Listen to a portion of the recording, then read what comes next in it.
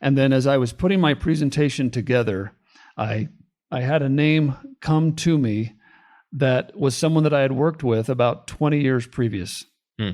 And I knew at the time that he was gay.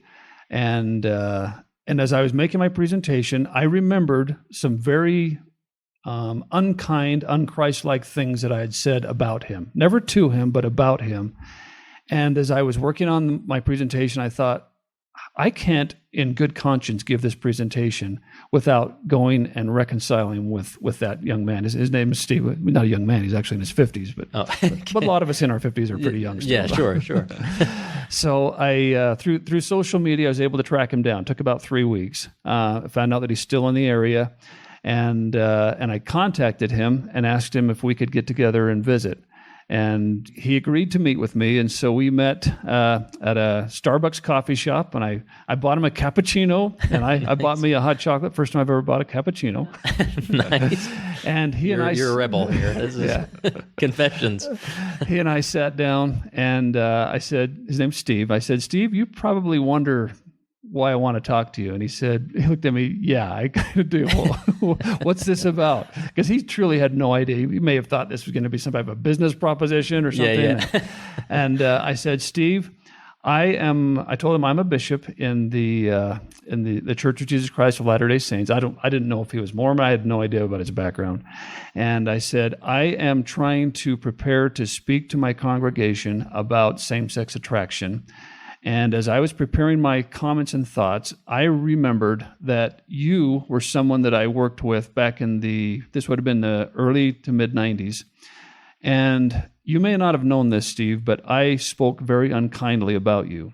Not to yourself directly, but when you were not around, we made jokes about you because you were the only gay person that we knew that had come out. And I was very unkind to you, or speaking about you to others, and I want to apologize for that unchristlike thing that I've done, and let you know that my heart is changing in that regard. Steve teared up, and he immediately said, "Thank you for coming and talking to me." He said, "I had no idea you'd said anything. No one ever shared those thoughts with me," but he said, "I can't tell you how much I appreciate that." I asked him then for his forgiveness, and he immediately forgave me, just instantly. Wow, that's awesome. I thought that's pretty Christ-like. And then I thought that was going to be the end of my story. Mm-hmm. And then he said, "Do you want to hear my story?" Oh, cool. I said, "Sure." And for the next hour, he shared in vivid detail what his life was like growing up.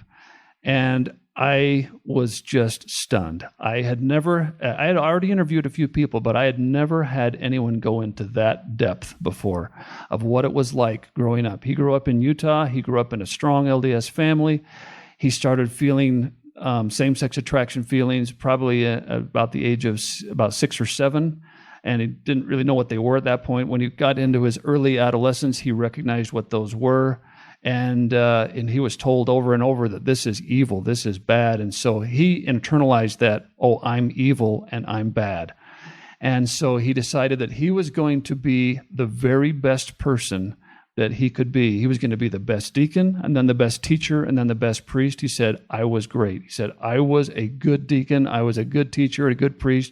He was called to be the president of his seminary class for Brighton High School when he was a senior. And he went on a mission. He was a great missionary. And his goal and his whole thought was, I will be so good that this will be taken away from me.